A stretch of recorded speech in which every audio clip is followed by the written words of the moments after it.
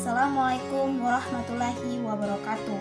Saya Hafani Akibas dengan NPM 033323111045, Prodi PG PAUD semester 1 di Universitas Khairul Kota Ternate. Video ini dibuat sebagai nilai UTS mata kuliah konsep dasar AUD di bawah bimbingan Dr. Rosita Wondal SPD MPD. Saya di sini ingin membahas materi Johann Heinrich Pestalozzi. Johann Heinrich Pestalozzi adalah pendiri sekolah dasar modern.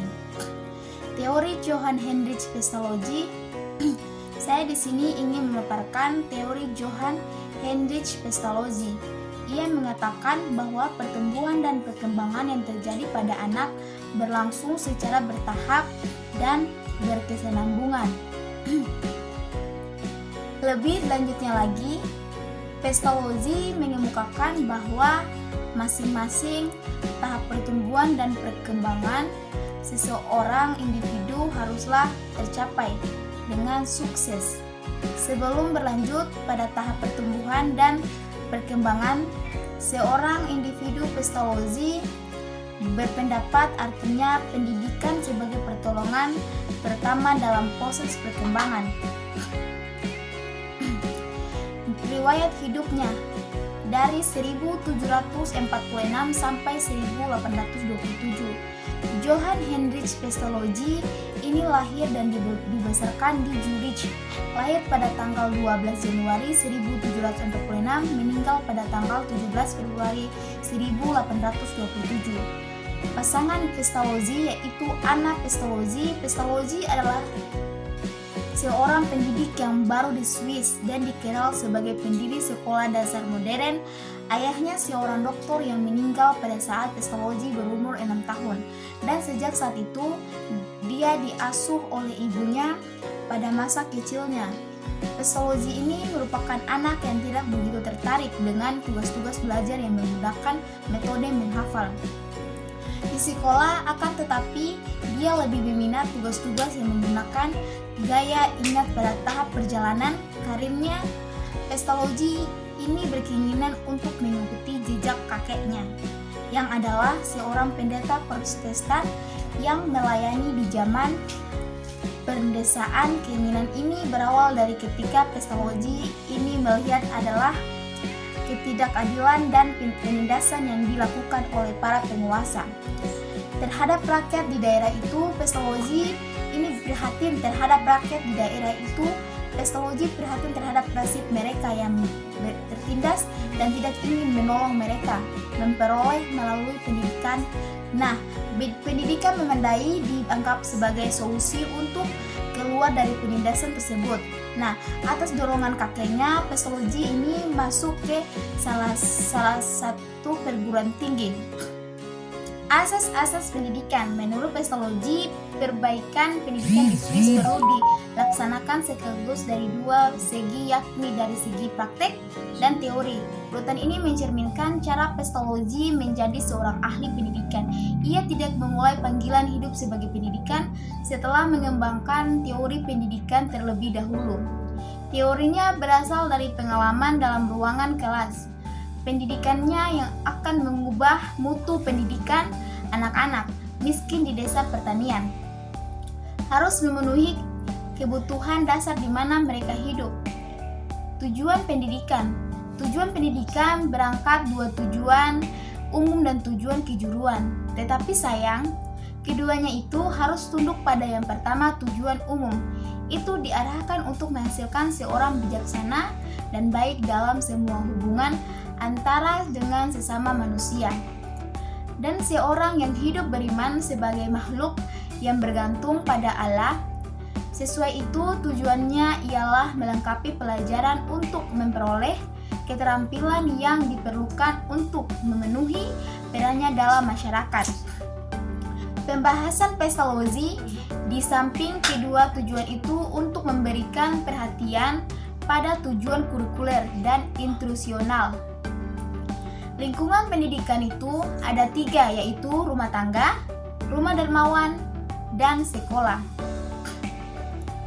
Rumah tangga yaitu lingkungan pendidikan yang paling penting dan yang paling utama, yaitu dalam keluarga. Rumah Darmawan. Rumah Darmawan itu lingkungan tempat di mana kita berada pesta loji, peroleh pertolongan dari siapa saja agar anak-anak bersekolah dan diberikan kesempatan untuk keluar dengan lingkungan kemiskinan dan bertemu keluarga sejak waktu lama. Yang ketiga, lingkungan sekolah. Sekolah itu di tempat yang mengajarkan seorang guru dan bertanggung jawab serta mendidik dan dididik. Pesta loji menerangkan dua konsep, yaitu peran pengajar dan peran orang tua. Peran pengajar memberikan tugas pengetahuan baru jika siswa sudah mengalami pengetahuan sebelumnya, memberikan tugas belajar dalam ruang lingkup terbatas dan terarah dengan memanfaatkan panca indera peserta atau anak tersebut dalam proses perkembangan. Nalar peserta didik dalam menerima pembelajaran. Dan yang kedua, peran orang tua. Pesta loji juga menekankan satu poin penting dalam pendidikan, yaitu peran orang tua sebagai pengajar pertama yang didapatkan oleh anak. Kurikulum dalam pikiran pesta loji berpengaruh pada 3 unsur, yaitu kurikulum untuk pendidikan akal, kurikulum untuk pendidikan tangan, kurikulum untuk pendidikan moral dan keagamaan. Kehidupan pribadi dan warisan. Kehidupan pribadi pesta loji ditandai dengan tragedi kematian istri dan anaknya. Namun, kontribusinya terhadap pendidikan mempunyai dampak yang bertahan lama dan dia dikenang sebagai salah satu pendidik paling berpengaruh pada masanya. Kontribusi terhadap pendidikan. Pesta loji dikenal sebagai kontribusi terhadap pendidikan, termasuk pengembangan objek pelajaran dan penggunaan pengalaman indrawi dalam pengajaran. Ia juga mendirikan beberapa sekolah di Swiss yang didasarkan pada filosofi pendidikannya. Filosofi pendidikan. Pesta loji percaya bahwa pendidikan harus fokus pada perkembangan anak secara keseluruhan, bukan hanya kecerdasan. Dia menekankan pentingnya pembelajaran langsung dan percaya bahwa siswa harus diajar sesuai kecepatan mereka sendiri. Kritik dan konvensi. Meskipun gagasan pesta loji diterima secara halus, gagasan tersebut juga dikritik terlalu idealis dan tidak praktis. Beberapa orang juga mengkritik penekanannya pada pengalaman indrawi karena dianggap terlalu menyederhanakan. Pandangan pesta loji pada anak usia dini. Pesta loji percaya bahwa segala bentuk pendidikan didasarkan pada pengaruh panca indera dan melalui pengalaman tersebut, potensi-potensi yang dimiliki oleh seorang individu dapat dikembangkan.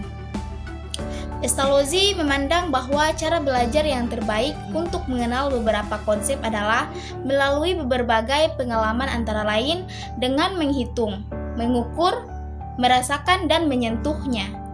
Pandangannya tentang tujuan pendidikan adalah memimpin anak menjadi orang baik dengan jalan mengembangkan semua daya yang dimiliki oleh anak. Pandangannya tentang tujuan pendidikan adalah memimpin anak menjadi orang yang baik dengan jalan mengembangkan semua daya yang dimiliki oleh anak. Pesta loji juga memandang bahwa anak harus aktif dalam membantu atau mendidik dirinya sendiri. Perkembangan anak berlangsung secara teratur, maju setahap dan demi setahap. Sehingga pembelajaran pun harus maju teratur, kira-kira segala usaha yang dilakukan oleh orang-orang dewasa harus sesuai dengan perkembangan anak menurut kodratnya. Hal ini disebabkan pendidikan pada hakikatnya adalah suatu usaha pemberian pertolongan agar anak dapat menolong dirinya sendiri di kemudian hari. Baik, itulah pemaparan materi tentang teori Johann Hendrich Pestalozzi dan beberapa pembahasan tentang pandangan pestalozzi pada anak usia dini. Billahi taufik walhidayah, wassalamualaikum warahmatullahi wabarakatuh.